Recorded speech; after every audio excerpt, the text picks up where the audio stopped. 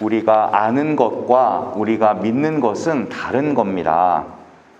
저는 불교의 교리를 잘 모르죠. 친한 스님이 계시기도 하지만 또 유튜브로 스님들의 강연을 가끔씩 듣기도 하지만 그럴 때마다 저는 정말 훌륭한 말씀이고 맞는 말씀이다 라고 느껴요. 또 저는 10몇 년 전에 논어를 좀 깊이 공부한 적이 있습니다. 그때 무릎을 치고 와 정말 재미있는 이야기다, 이해가 술술 된다 했던 기억이 나요. 하지만 이해하기는 했어도 그것을 믿지는 않았습니다. 이해하는 것과 믿는 것은 다른 거잖아요. 이해의 대상은 가끔씩 내 삶의 화두가 되어줄 수는 있지만 제 인생의 목적이 될 수는 없죠. 반대로 이해가 안 가요. 그런데도 내 존재를 맡길 수 있는 것들이 있습니다. 그게 믿음의 대상이에요. 충분히 이해가 안 가는데도 그냥 믿어지는 게 있어요.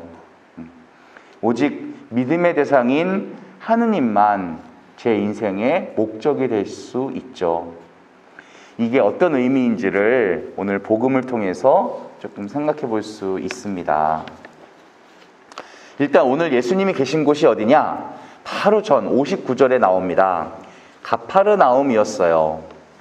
이 가파르나움은 이해와 믿음의 차이를 고민하게 해주는 아주 중요한 동네입니다.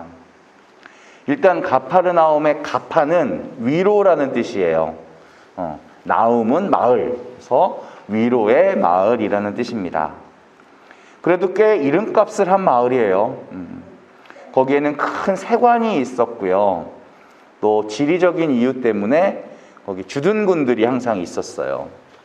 그렇기 때문에 돈이 흘러넘쳤고 사람들이 잘 살았어요. 그리고 예수님의 제2의 고향이라고 제가 말씀을 드렸었습니다. 베드로와 안드레아가 있었던 곳이고 야고보, 요한 형제를 부르셨던 곳이에요. 또 거기 세관에서 마테오, 세리 마테오를 부르셨죠. 또 중풍병 걸린 백인 대장의 하인, 또 열병에 걸렸었던 베드로의 장모, 그리고 들것에 들려와서 지붕을 뚫고 내려와 예수님께 치유받았던 중풍병자, 그리고 고간의 아들, 이런저런 사람들이 다 기적적으로 치유를 받았던 곳이 바로 가파르나움이에요. 또 오늘처럼 예수님께서 자기 자신을 직접적으로 아주 자세하게 드러내신 곳이 이 위로의 마을 가파르나움입니다. 그런데 문제는 뭐예요?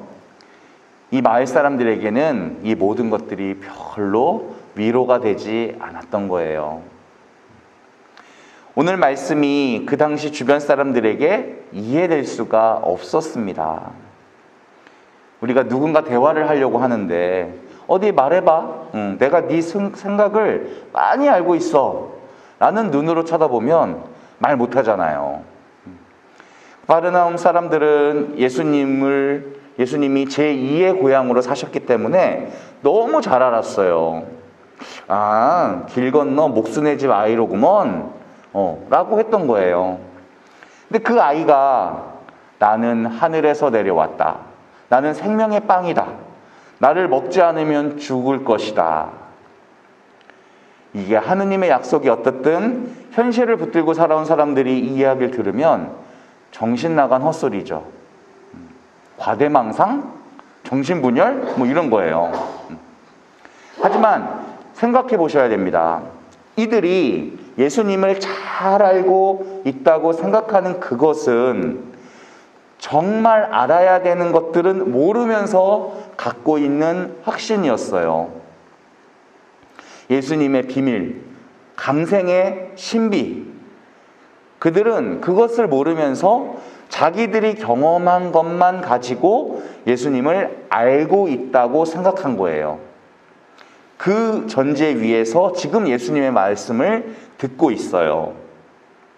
더 자세히 듣고 겸손하게 들으려는 마음이 아예 없어요. 완고한 고집 때문에 결국에 나중에 저주를 받는 마을이 되는 겁니다.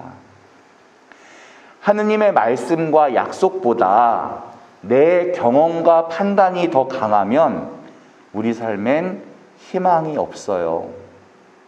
내 이해, 내 경험도 굉장히 중요한 거예요. 하지만 그것만 생각하면 상당히 위험해지는 거죠. 그래서 예수님 말씀 듣는 제자들 가운데에서도 불편했다고 오늘 복음에 나와요. 듣기에 거북하군, 누가 들을 수 있겠는가, 이렇게 얘기를 해요. 이 제자들은 12제자를 말하는 것은 아니에요. 예수님을 따라다니는 큰 무리. 이 사람들 생각에 지금 하시는 예수님 말씀이 어려운 거예요. 근데 이 어렵다는 것은 어떤 어려움인가? 내가 정말 저 말씀을 이해하고 싶어. 내가 귀를 기울여서 잘 들으려고 했는데도, 정말 애를 썼는데도 도무지 내가 이해할 수가 없구나. 그런 뜻이 아니에요. 오늘 이 어렵다는 말은 내 귀엔 안 들어와, 이 말이에요. 내가 좀 알아듣게 좀 얘기해봐. 이런 말에 더 가까워요. 이건 내가 말씀으로 가기보다는 말씀이 나한테 와야 된다고 고집을 부리고 있는 거예요. 내가 지금까지 생각해왔던 내 사고방식에 불편하지 않을 만큼 편안하게 좀 이해가게 좀 얘기해봐. 그게 아니어서 지금 어렵다고 얘기하는 거예요. 그것을 주님은 오늘 걸림돌이라고 말씀하십니다. 내가 받아들이고 안 받아들이고는 내가 이해할 수 있는가 아닌가, 여기에 있는 거예요. 그렇게 되면 모든 진리, 세상의 진리들은 내가 이해해야 된다라는 것밖에는 설명할 수 없어요. 그럼 결국 진리가 주인공이 아니라 내 생각이 주인공이 되는 거죠. 내 이해가 진리보다 더 중요하다는 거예요. 내 생각이 하느님보다 더 중요하다. 이럴 때 내가 이해할 수 없는 십자가를 만나게 되면 그냥 내팽개치게 돼버리겠죠.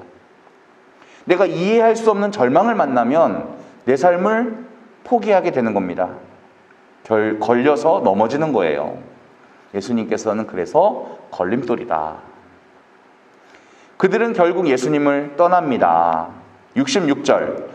이 일이 일어난 뒤로 제자들 가운데 많은 사람이 되돌아가고 더 이상 예수님과 함께 다니지 않았다. 제자들이 예수님을 배반하네요. 그런데 저는 묵상해 봤습니다.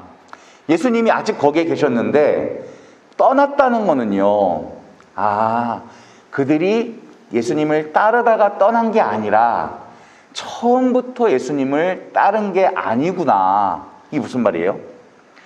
예수님을 따른 게 아니라 뭘 따른 거죠? 이거는 예수님 곁에 있는 게 나한테 이로울 거다, 유익할 거다 라고 생각한 내 생각을 따른 거예요. 예수님을 따른 거하고는 아무 상관없어요. 그런데 듣다 보니 그다지 내 삶에 도움이 안 될 것 같아. 그 순간 떠나는 거예요. 그러니까 이 사람들은 배신자가 아니에요. 배신한 적이 없어요. 처음부터 예수님을 따른 적이 없었기 때문에. 처음부터 끝까지 일관되게 나에게 유리하다는 내 판단을 따라왔던 거예요. 우리 중에 내 마음 안에 그러지 말라는 법이 없습니다. 이게 희망 없는 길이라는 것을 알면서 줄기차게 따른 거라고 볼 수 있어요. 결국 예수님을 믿지 않는다는 것은요, 내 자신만을 믿는다는 거예요. 그래서 이제 예수님은 남아있는 12제자들에게도 확인하십니다. 너희도 떠나고 싶으니. 이게 무슨 말씀이죠? 너네들도 나보다 너의 판단을 더 믿고 따르겠느냐, 이 뜻이에요. 12제자들은 지금은 좀 어렵게 들릴지 몰라도 좀 더 들으려고 그 옆에 남아 있었죠. 그런데 12제자들은 그 뒤로 한 번도 안 흔들립니까? 수시로 흔들렸어요. 제자들도 그렇게 못했습니다. 그러니 우리도 그렇게 못해요. 내 욕망 때문에, 세상에 대한 욕심 때문에 우리도 그렇게는 못 살아요. 이해가 되지 않는 답답한 마음 때문에, 우리 불안한 마음, 또 두려움 때문에 자주 흔들리고 들썩거릴 수밖에 없어요. 하지만 내 그 불안함, 내 걱정보다도 예수님이 더 믿을 수 있는 분이라는 것을 우리가 잊지 않는다면, 내 불안을 믿는 게 아니라 예수님을 믿는다면 내 안에서 불같이 일어나는 의심들, 하느님이 있는 거 맞아? 이런 생각들을 의심한다면, 이렇게 솟구치는 의심과 불안함, 두려움을 헤쳐나가려고 노력하는 사람이 있다면 그 사람을 우리는 제자라고 부르는 겁니다. 제자들의 으뜸인 시몬 베드로가 대답합니다. 주님, 저희가 누구에게 가겠습니까? 주님께는 영원한 생명의 말씀이 있습니다. 아마 이런 마음이었을 거예요. 여기 나의 주님이 계십니다. 저로 하여금 제대로 살아가게 하는 말씀은 오직 당신께만 있습니다. 지금 내 속에서는 가장 매력적인 소리들이 솟구쳐 올라오고 있지만 그 모든 소리들은 당신 말씀 앞에선 쓸데없는 소리라는 것을 저는 믿습니다. 세상 모든 사람들이 당신을 떠나간다 할지라도 저는 당신 곁에 남아있겠습니다. 아무리 현실이 다급하게 내 목을 비틀고 끈다고 할지라도 저는 당신의 말씀을 기다리겠습니다. 주님을 통해서만 제 인생과 세상 만사가 설명된다고 저는 믿습니다. 그것을 인정합니다. 이제 주님 외에는 저는 갈 곳이 없습니다. 이런 고백이 오늘 저와 우리 어르신들의 고백이 될 수 있도록 간절히 소망합니다. 아멘.